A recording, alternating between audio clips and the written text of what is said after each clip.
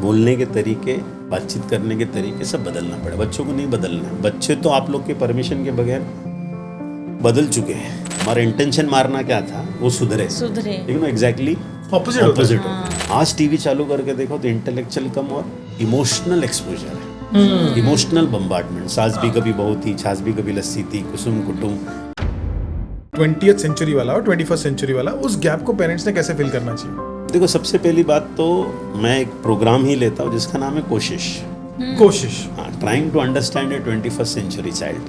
परवरिश तो बात की बात है, पहले तो इनको समझो। इनके अपब्रिंगिंग में और हमारे अपब्रिंगिंग में ज़मीन आसमान का फ़र्क है। हाँ सर। हमारा जो हमको हमारे पेरेंट्स ने जैसा ट्रीट किया, हम हमारे बच्चों को वैसा ट्रीट नहीं कर सकते। मुझे आज भी याद है, हमारे टाइम पे हर चीज़ के लिए डांटना, मारना, चिल्लाना, पीटना होता था। हमारे स्कूल में तो केन वगैरह इस्तेमाल होता था और हर जगह पे होता था सर। बोलता ना, spare the rod and spoil the child, ऐसा एक स्टेटमेंट होता था। स्पेयर द रॉड, रॉड का मतलब स्टिक होता है, एंड स्पॉइल द चाइल्ड ऐसा होता था। लेकिन मैं ये नहीं कहूँगा कि उस जमाने में ये ठीक था, लेकिन वो चल जाता था। क्योंकि देयर वाज, बच्चे भी ऐसे सरेंडर्ड होते थे, नहीं यार माँ बाप मार रहे मतलब मेरी भलाई के लिए था, ये सब एक सोच था। लेकिन अभी बच्चों का एक्सपोजर बहुत बढ़ चुका है। Emotional bombardment across the social media होता है। बच्चों को emotional bombardment, unfiltered emotional, unfiltered, कोई फिल्टर विल्टर तो है नहीं। तो पूरा जो इमोशनल बम्बार्डमेंट जब बच्चे के साथ होता है तो ज़्यादा ही वो इमोशनली एक्सपोज्ड हो गया है, जिसकी वजह से हो सकता है कि कितने जगह पे हुआ भी है कि बच्चे को अगर डांटो या मारो तो रिटर्न में माँ बाप को मारा हुआ है। सर हुआ है ऐसे बहुत सारे जगह पे। तो बच्चे लोग का जो एटमॉस्फेयर आज की तारीख में वो बदल चुका है। तो हमको एज अ पेरेंट हमारे तरीके, बोलने के तरीके, बातचीत करने के तरीके सब बदलना पड़े। बच्चों को नहीं बदलना है। बच्चे तो आप लोग के परमिशन के बगैर बदल चुके हैं। They have changed, totally changed. मतलब वो तो वहीं से आ गया है डायरेक्टली, हमको चेंज होना। So parents needs to understand कि हमारे तौर तरीके अभी नहीं चलेंगे। मैं भी 2010 तक लगभग जब कोचिंग क्लासेस चलाता था तो मैं भी मारता था, पीटता था, डांटता, क्योंकि हमको यही सिखाया गया था। हमें यही सिखाया गया था। लठ थेरेपी बोलते थे। वो थेरेपी अच्छी थी, लठ से मारते थे तो ठीक हो जाता था। वो स्टिक आती थी ब्राउन कलर की बड़ी वाली, ऐसे हम लोग तो ऐसे ही, मैं तो ऐसा ही डायलॉग मारता था, भूत पिशाच निकट नहीं आवे, प्रजेश सर जब केन उठावे। तो बच्चे लोग ऐसा। लेकिन मुझे 2010 के बाद ऐसा समझने लगा कि बच्चे बहुत इमोशनली चार्ज्ड अप होते हैं, बहुत सेंसिटिव होते हैं, और मारने की वजह से लोग और, मतलब हमारा इंटेंशन मारना क्या था वो सुधरे लेकिन वो एग्जैक्टली ऑपोजिट होता। फिर मैंने ग्राफोलॉजी करके एक साइंस सीखा, उसके अंदर हैंडराइटिंग से बच्चों की पर्सनालिटी मालूम पड़ती है। तो उसमें एक पैरामीटर है जिसको डी कहते हैं। डी में ऐसा एक लूप आता है बड़ा सा, ऐसा जब डी बनाते हैं तो ऊपर से एक लूप बना के नीचे। तो जिनके भी बड़े बड़े लूप्स होते हैं ना, they are very sensitive to personal criticism. Okay, so जिनके बड़े बड़े लूप है, they are sensitive to personal. अभी समझो, मैंने आपको सुना दिया सेंसिटिव टू पर्सनल क्रिटिसिज्म, मैंने आपको सुना दिया तो तुम्हारा मुंह सूझ जाएगा।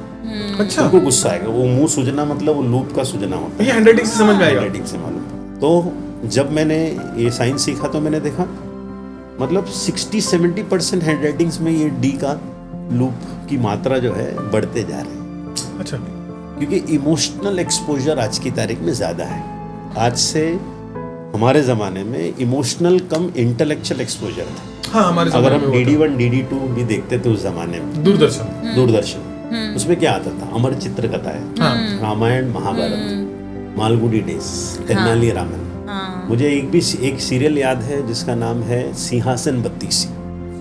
हाँ, तो 32 स्टोरीज होते थे और स्टोरीज के एंड में मॉरल्स होते थे। तो यानी कि ये स्टोरी मैंने सुना, मुझे गलत नहीं करना चाहिए, ये मुझे समझ में आ गया, तो मॉरल वैल्यू बिल्डिंग हो जाता था। तो देयर वाज इंटेलेक्चुअल एक्सपोजर। आज टीवी चालू करके देखो तो इंटेलेक्चुअल कम और इमोशनल एक्सपोजर है, इमोशनल बम्बार्डमेंट। सास भी कभी बहू थी, छाछ भी कभी लस्सी थी, कुसुम कुटुम, ये जितने भी सीरियल्स है तुम्हारा, जितने भी आते हैं, सब में इमोशनल चीज़ें सबसे ज़्यादा है। कौन बनेगा करोड़पति थोड़ा सा इंटेलेक्चुअल है। और आजकल ये आया है तुम्हारा जो है शार्क टैंक, उसके अंदर थोड़ा बिजनेस आइडियाज मिलते हैं, इसने ऐसा किया। Other than that when I switch on the television, तो मुझे तो इमोशनल बम्बार्डमेंट के अलावा कुछ दिखता ही नहीं है। दिखता ही नहीं है। अभी मैं कोई सीरियल देख रहा था, ट्रेटर्स करके सीरियल, एक जन के घर पे गया था, तो ट्रेटर करके सीरियल। अच्छा। अब वो सीरियल ये क्या, कुछ तो सीरीज है, अभी नाम ही क्या रखा है तुमने? ट्रेटर। ट्रेटर्स। मतलब तुम क्या सिखा रहे हो? What is the meaning of traitor? नहीं। बदला। ओके ये ट्रेड करता है, ये चीट करता है।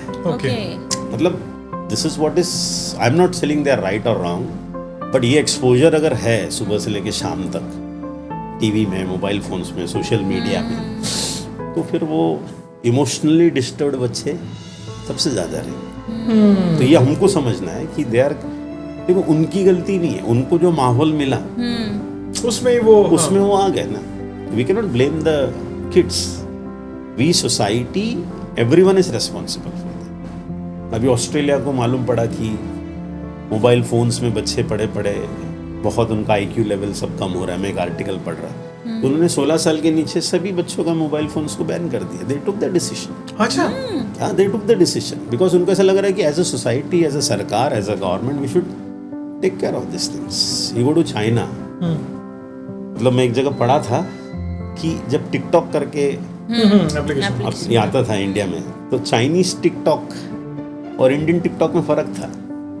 इंडियन टिकटॉक में सब अनवांटेड वीडियोस हैं, माँ नाच रहा है, बच्चा नाच रहा है, खानदान नाच रहा है। चाइनीज टिकटॉक में अच्छे प्रवचन होते थे। ओके तो वहाँ पर बच्चों को फालतू चीज़ों का एक्सपोजर नहीं होना चाहिए। हमारे बच्चे हमारे बच्चे स्पॉइल्ड हो तो चलेगा।